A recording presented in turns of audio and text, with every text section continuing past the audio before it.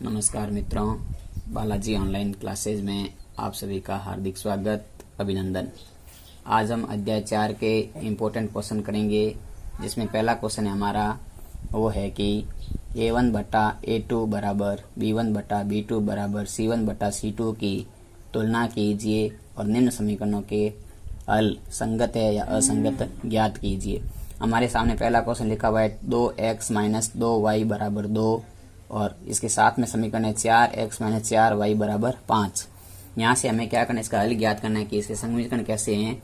इसके हल ज्ञात करने के लिए हम क्या करते हैं, हम ज्ञात करते हैं। तो यहाँ से हमारे पास देखो ऊपर वाले समीकरण का मान होगा A1, तो A1 बराबर आ गया 2, B1 बराबर आ गया 2, B1 का मान कितना है यहाँ पर, तो माइनस का 2, और C1 का मान आ गया 2। तो A1 का मान 2, B1 का मान माइनस 2 और C1 का मान 2।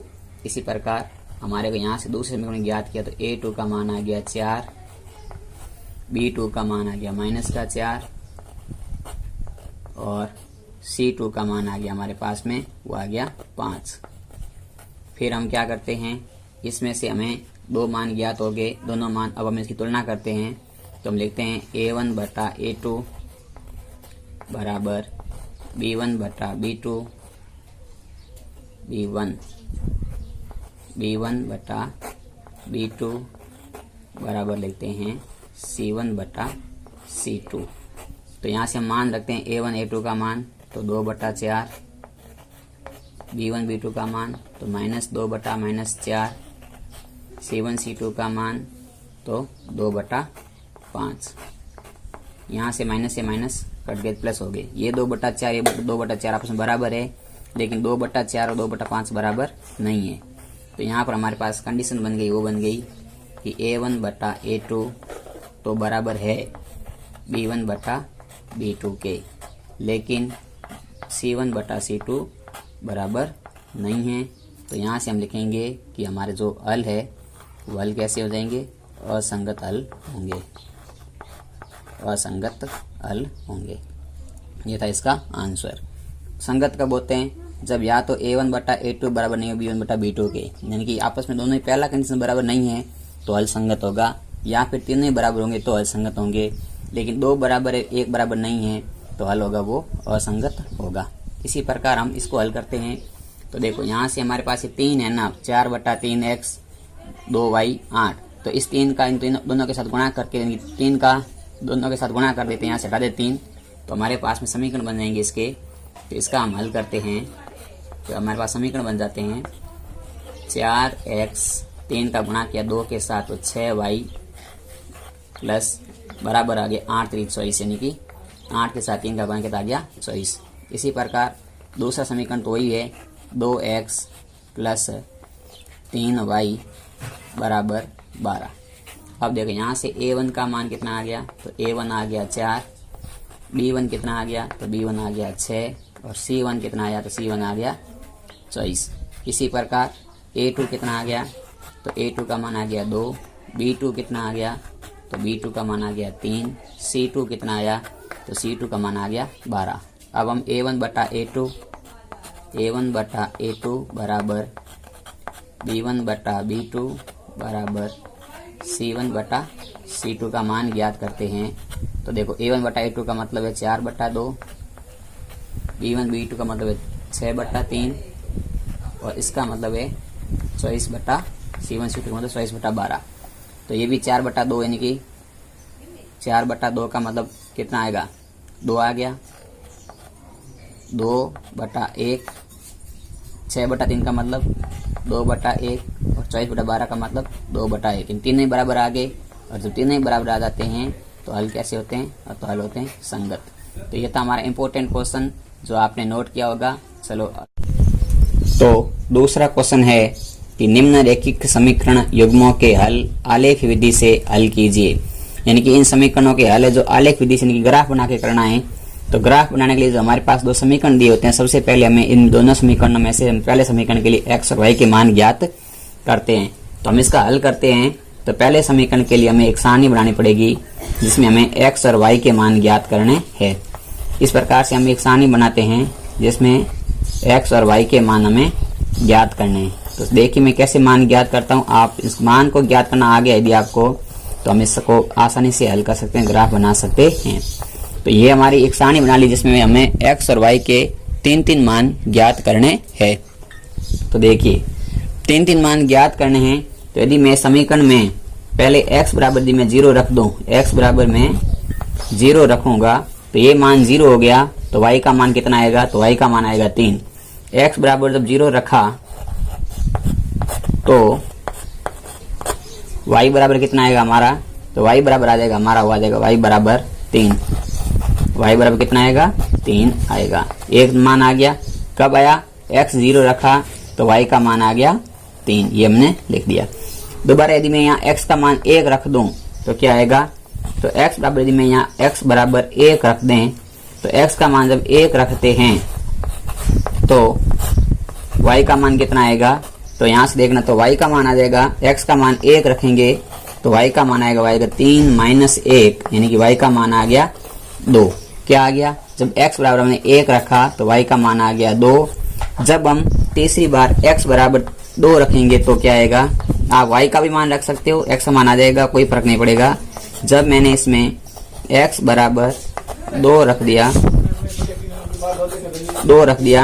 तो यहाँ से मेरा y का मान आ गया, वो आ गया 3 माइनस 2 यानी कि 1। तो x बराबर जब मैंने 2 रखा तो y का मान आ गया 1। इस प्रकार हमने ये पहले सारणी ज्ञात कर ली। अब हम क्या करते हैं, इसकी दूसरे समीकरण की सारणी ज्ञात करेंगे, क्योंकि दोनों से हमें ग्राफ बनाना होता है। तो इसका मान ज्ञात करेंगे, तो x बटा y 3 मान ज्ञात करने। तो पहले आप सारणी बना लो इस प्रकार से x और y के मान की। x और y के मान की सारणी बना ली। अब हमें क्या करना है, हमारे पास में समीकरण है 3x माइनस 2y बराबर 4। तो यहाँ से हम लिखेंगे 3x बराबर 4 प्लस के 2y हो जाएंगे, प्लस के 2y हो जाएंगे। फिर यहाँ से हम x बराबर करेंगे तो x बराबर आ जाएगा, वो आ जाएगा 4 प्लस के 2y और बटे में आ जाएंगे हमारे, वो आ जाएंगे 3। अब देखो यहाँ से हमें x के मान ज्ञात करने, y के मान रखते हैं। पहले मैं y का मान रख देता हूँ 0। तो y बराबर जब मैंने 0 रख दिया तो मेरे पास में x का मान क्या आया, तो x का मान आएगा, यानी ये पूरा 0 हो जाएगा, तो 4/3। x का मान आ गया 4/3, मतलब एक बार भाग पूरा गया, पीछे 1 यानी कि 1.3 आ गया। इसी प्रकार पॉइंट में 3 आ गया, कोई फर्क नहीं पड़ेगा। मैं आपके सामने अभी इसका क्वेश्चन हल करेंगे तो आपको बता दूंगा पॉइंट 3 का ग्राफ कैसे बनाएंगे। उसके बाद में वापस हम रखते हैं, दूसरी बार y बराबर 1 रखते हैं। तो y बराबर जब हम 1 रखेंगे तो ये हो जाएगा 1, 2 और 1 3, नहीं 2 का गुणा 1 से 2, 2 और 4 हो गए 6, यानी कि दोबारा जब तो हमारा यहाँ x का मान आ गया 6/3, और 6/3 का मतलब होता है कि हमारे पास मान आ गया 2। तीसरी बार हम y बराबर 2 रख लेते हैं। तो y बराबर 2 रखते हैं तो हमारे पास x का मान आएगा, वो आएगा 2 दूनी 4 और 4 8/3, यानी कि यहाँ 2 रखा तो 2 दूनी 4, 4 और 4 हो गए 8, 8/3, और 8/3 का मतलब 2 बार भाग पूरा गया, पीछे रह गए 2 यानी कि 20, यानी 2.6। ये हमारे पास 3 मान आ गए। कब आए, y का मान 0 रखा, y का मान 1 रखा और y का मान 2 रखा। 0 रखा तब कितना आया, तो x का मान आया 0 रखने पर 1.3, 1 रखा तो मान आया 2 और ये मान रखा था 2.6। अब आपके सामने देखोगे कि पॉइंटों में मान आ गए, हम कैसे इसको हल करते हैं। तो आप एक बार इसका इतना सा नोट कीजिए जल्दी से, फिर मैं इसका ग्राफ बना के आपको समझाता हूँ कि पॉइंटों के ग्राफ कैसे बनते हैं। आपने नोट करो जल्दी से इसको, फिर अगला काम हम करते हैं। तो हमारे पास में 2 मान आ गए थे, x और y की 2 सारणियां ज्ञात की थी। अब इन सारणी से हम कैसे ग्राफ बनाते हैं, तो पहले मैं इसका ग्राफ बनाता हूं। तो देखो x का मान 0 और y का मान है 3, यानी कि ऐसा मान जहां पर x का मान देखो यहाँ होता है 0, y का मान 3, यानी पहला पॉइंट हमारा आ गया, यहाँ पर आएगा। ये यहाँ है, इस पॉइंट पर x का मान देखा जाता है तो यहाँ 0 आ रहा है, और यहाँ से y का मान देखते हैं तो 3 आ रहा है। फिर दूसरा है x का मान 1 और y का मान 2, तो यानी कि 1 वाली लाइन ये और 2 वाली लाइन ये, ग्राफ देखते हैं यहाँ ग्राफ बनता है ये वाला, यहाँ पर यानी कि x का मान 2 है, यहाँ पर सॉरी x का मान तो 1 है और y का मान है 2। फिर है x का मान 2 और y का मान 1, तो y का मान 1 यहाँ आ रहा है, x का मान 2 ये रहा है, तो ये हो गया 2 और 1, यानी कि हमारा ग्राफ बन गया। तो पहली लाइन हमारी पहले समीकरण का ग्राफ बन गया, वो इस प्रकार से ग्राफ बन गया, तीनों बिंदुओं को काटता हुआ ये लाइन बन गई। ये हमारी कौन सी लाइन बन गई, जिसका हम नाम लिख देंगे। हमने नाम क्या लिखा है, इसका नाम हो जाएगा x प्लस y बराबर 3। इस समीकरण का ये ग्राफ बन गया। दूसरा समीकरण था, उसके अंदर देखो x का मान कितना है 1.3, y का मान कितना है 0। तो 1 के बाद में देखना है, यहाँ 1.3, 1 और 2 के बीच में, 1 के बाद में छोटी छोटी 10 लाइनें होती है, 10 लाइनों को हम 3 लाइनें गिननी है, तो लगभग हमारा पॉइंट आएगा, यहाँ पर आएगा 1.3। दूसरा मान कितना है, तो x का मान है 2 और y का मान है 1, तो x का मान 2 और y का मान 1, यानी कि ये वाला पॉइंट रहेगा, सेम पॉइंट रहेगा ये वाला। तीसरा मान कितना है 2 और 2.6, तो 2 ये रहा और 2.6 मतलब 3 के ऊपर रहेगा, 2.6 लगभग आएगा आपका, यहाँ पर 2 रखा तो 2.6, यानी कि यहाँ आ गया 2 और 2.6, यानी कि ये पॉइंट आ गया लगभग यहाँ पर। तो इस प्रकार से 1 और 2, हाँ ये 1 और 2, अगला आएगा 2 और 2.6, इन ये पॉइंट देखो वापस समझ लेते हैं 1 मिनट। x का मान 1.3, तो 1.3 y 0 यही रहेगा, x का मान 2 और y का मान 1, 2 और 1, x का मान 2.6, सॉरी 2.6 ये रहा, और y का मान 2, यानी कि यहाँ ये वाला पॉइंट y का मान आएगा यहाँ पर 2। तो इस प्रकार से ये पॉइंट हो गया यहाँ पर ही।